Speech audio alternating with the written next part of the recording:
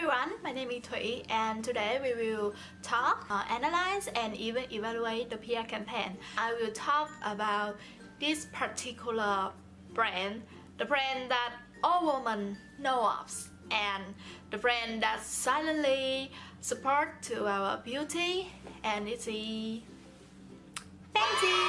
Now we will together discover the PR campaign called #WhipIt campaign by Pantene Philippines.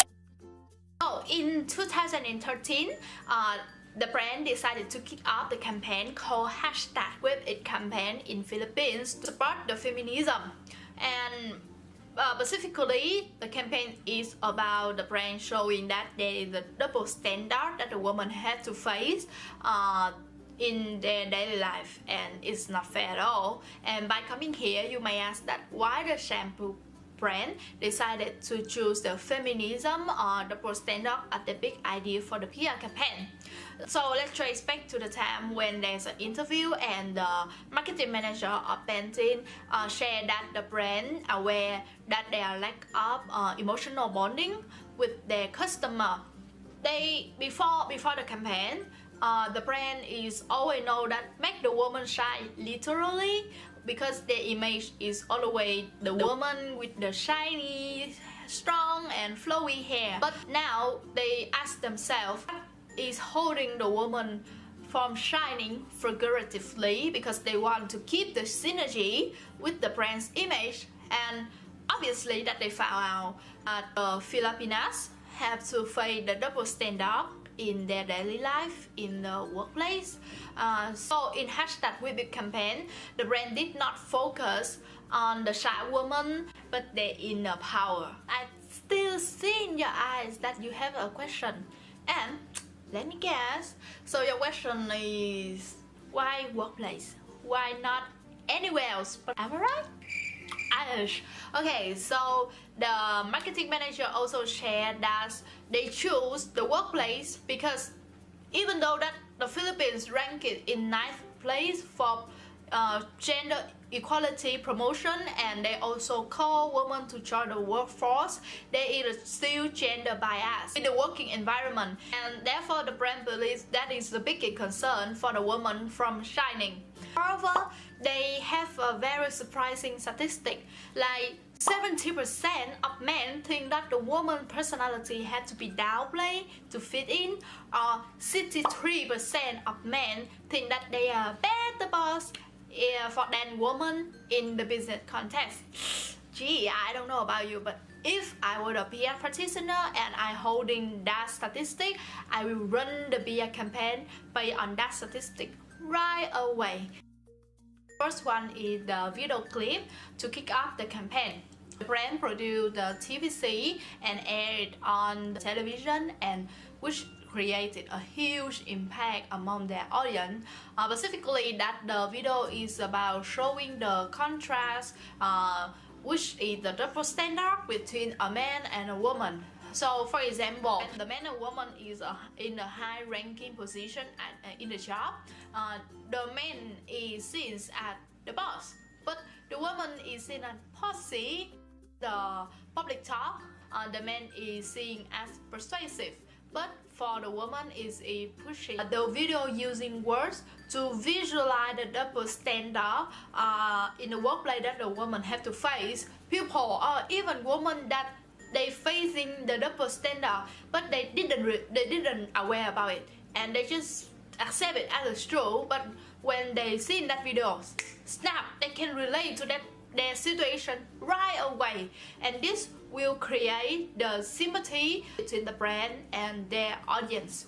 This video is also carry the side of reality, because the brand did not blame the gender stereotype to anyone like all the feminism video. They just showing the reality that their working environment, and that reality aspect will create again the sympathy and also the credibility for the video and also the whole campaign. After the huge noises created by the video, the brand had asked Rappler online news website as their media partner to create the survey that dig deeper to the concern the fear, the challenge that the women are facing with the double standard.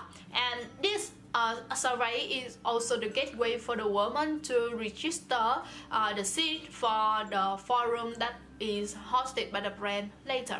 Another tactic that is used in the PR campaign is using the social media channel to optimize the impact.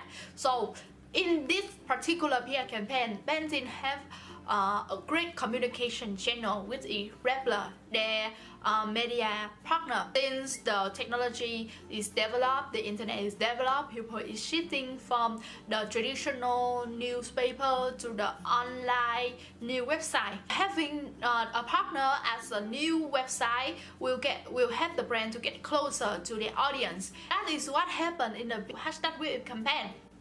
So in Rappler, they put every information about the campaign. And moreover, on the website, there is a function that is beneficial to the brand. Specifically, the conversation function is provided under every box. So maybe people finishing reading the article, they can go to the conversation bar and they typing their opinion like, I agree with you, no, I don't agree with you.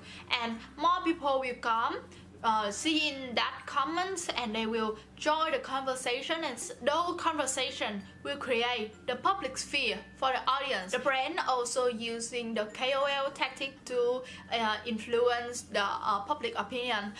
Their KOL are Felicia Hung Atienza, who leveraged the buyout of Merrill Lynch in the Philippines and founded the Chinese International School. The second KOL is Carrie Lagan, Managing Director of Microsoft. And the third one is peace advocate and voice for young Muslim leader Mira Kutok. And the final KOL is the actress and writer Giselle Tonggi. Those KOL are the successful women who also facing with the gender bias. For the final tactic for this PR campaign is creating a forum for women.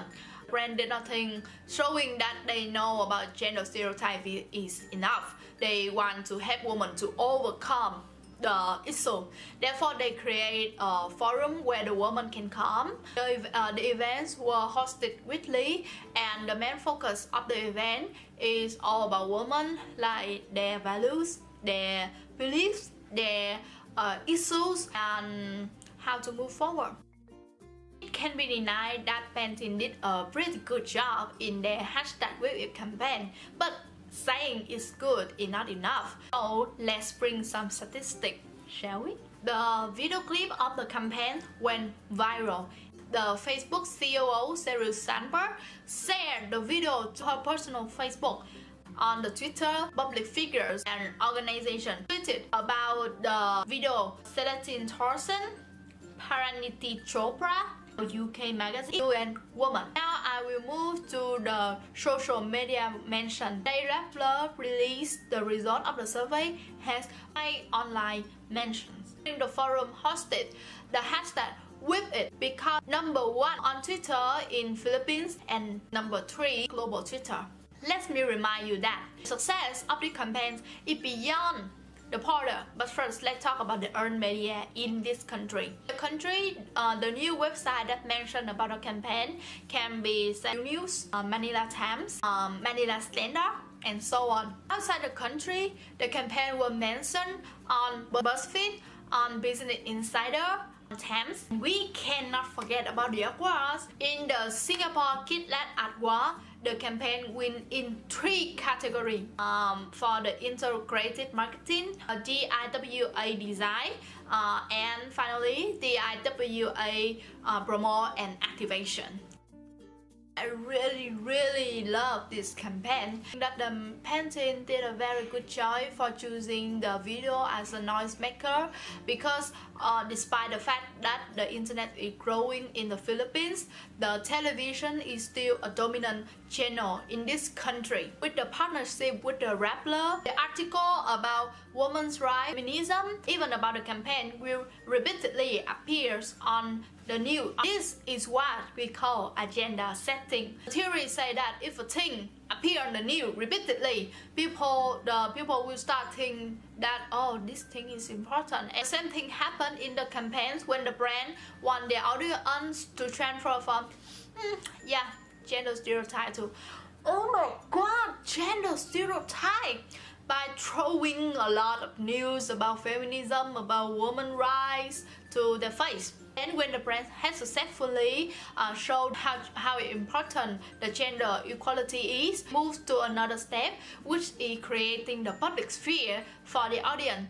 The theory by my loving dearly theorist Habermas stated that people always desire for the public sphere when they can talk, share, and listen to opinion from people who have the same interest with them. Therefore, holding a forum as a public sphere for women is a wise step of painting in gaining trust, bonding the relationship with their audience. However, I wish, oh my god, I wish that painting had used the social media more in that campaign. Yes, I mentioned that television is still a dominant channel, but we can't deny that social media is still rising in this country. So although that the campaigns were the #1 trending on the Twitter, I did not see the interaction between the brand and the audience on social media, which is the disadvantage for them. I believe that if there was more interaction between the brand and the audience on the social media, the success of the campaign will be bigger. So this is the end of my video. Thank you for listening and maybe see you around. Bye.